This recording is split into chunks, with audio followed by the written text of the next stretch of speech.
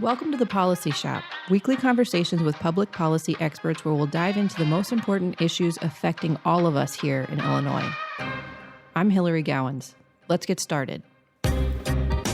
Joining me today is Adam Schuster, Vice President of Policy at the Illinois Policy Institute. Chicago issued 2.8 million speed camera tickets in 2021. That's more tickets than there are city residents. At a time when many residents are struggling financially, this nickel and diming approach is hugely painful. Adam will break down what's up with speed cameras and what's behind the city's push for more ticket revenue. Adam, thanks for joining me today. Thanks for having me again. All right, so I sort of broke down the numbers and what we're looking at here. There was a huge jump in speed camera tickets in 2021. Why was this policy shift something that Lightfoot pursued? I think it really is an extension of a problem that Chicago has had for a while now, which is, I've called it the death by 1,000 cuts strategy, or the nickel and diming strategy of raising revenue. And basically the story goes that Chicago is deeply in debt, has major financial problems, mostly due to unfunded pension liabilities. In fact, the city of Chicago and its 8 pension funds have more pension debt than 45 US states hold. And, you know, one of those 5 states that has more debt than Chicago is Illinois, of course. So when you have this much debt and these serious financial problems, you know, the politicians naturally are looking for revenue. But you also have the problem of Illinois and Chicago in particular already having some of the highest state and local taxes in the country. Property taxes in particular, which are one of the main sources of revenue for local governments, are very politically unpopular. So if you do a general tax increase, a sales tax increase, or a property tax increase, it tends to generate more voter backlash because it's obvious, everybody pays it, and they know that it's a tax hike. It gets reported as a tax hike. If you do things like change your speed camera policy, you can raise an extra $85 million without reporters saying that there was a tax hike and without voters necessarily recognizing that you're taking more money from them.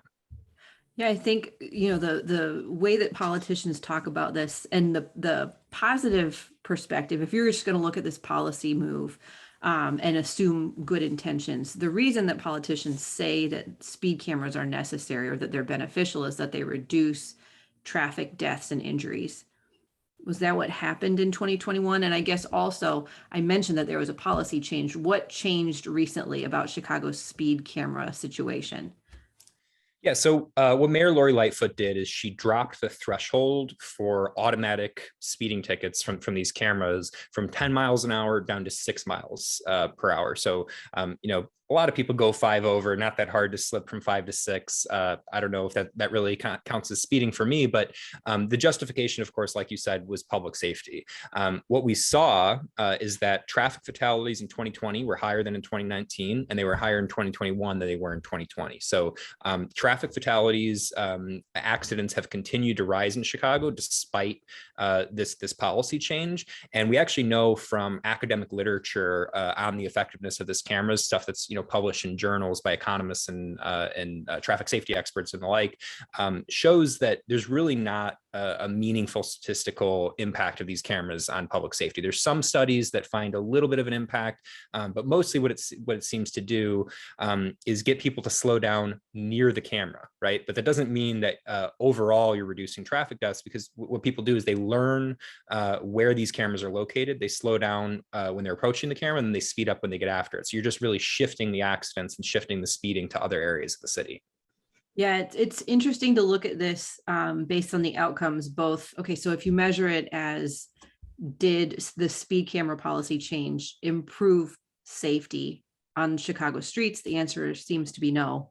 And then if you measure it as a way to generate more revenue, the answer is, well, yes, I guess it's good for city coffers, but it's not good for drivers, especially lower income drivers. Now, one of the interesting pieces of information that came out of this recent research that IPI published was that a number of these high revenue generating cameras are actually in some of the poorest areas of the city.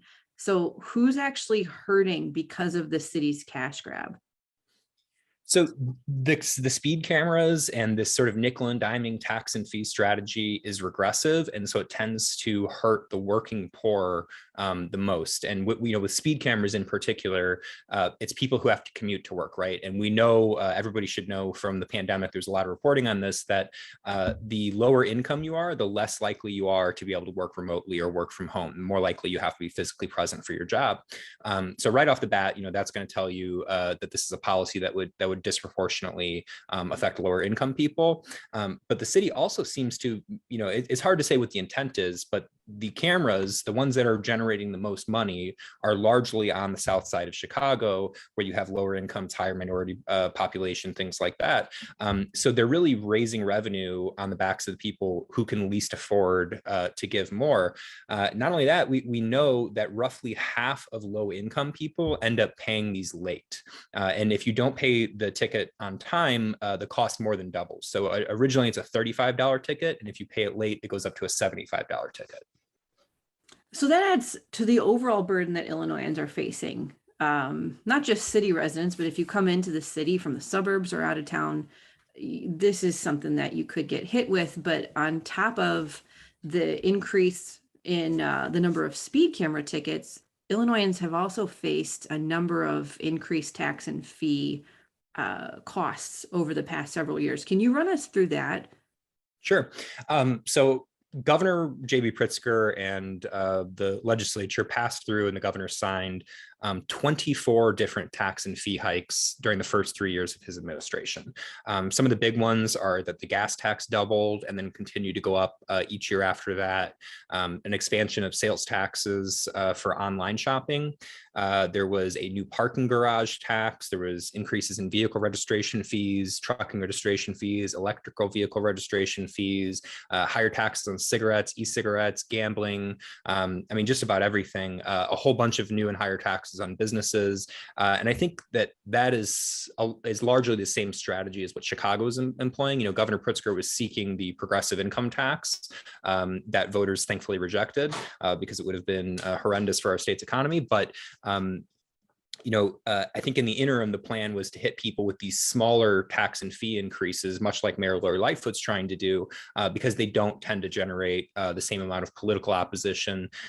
And because, if a tax tends to be less popular than a fee, because a fee or a fine, at least some people think there's a justification for the person to be paying it.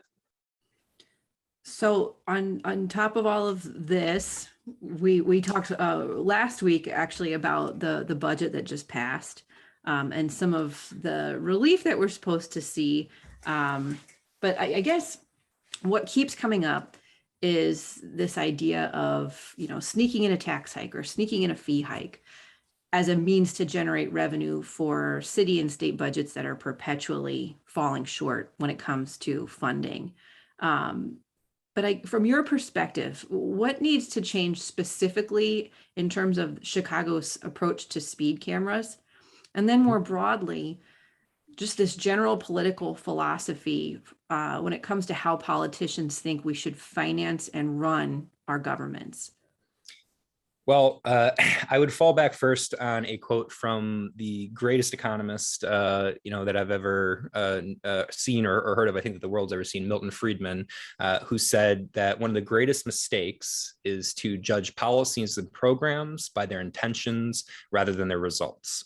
Another addendum I would put onto that is it's a mistake to look at what politicians tell you they're going to do or why, or listen to why they say they're doing it. And it's often a lot more instructive to look at what the actual impact on people is. So I think that's relevant to the speed camera debate because, whether the public safety justification is a smokescreen or whether that was actually the intent behind the policy, we know from the results that it's not improving public safety and it is improving government revenues, right?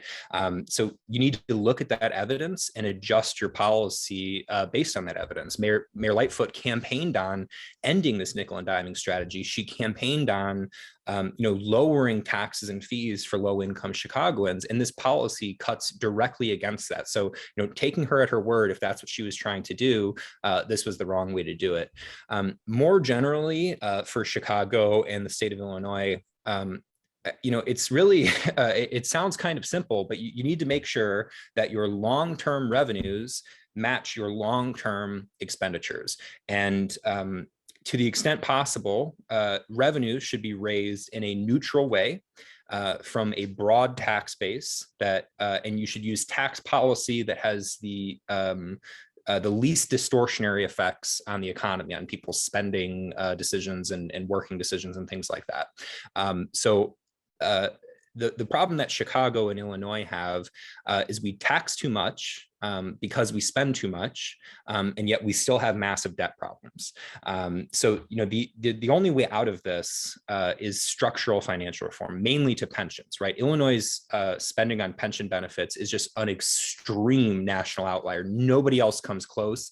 And even with the amount of spending we're doing now, which is about double the national average, most of the nation, in terms of what we spend on state and local pensions, we also have the biggest debt burden, right? So that means that more tax hikes are coming without reform.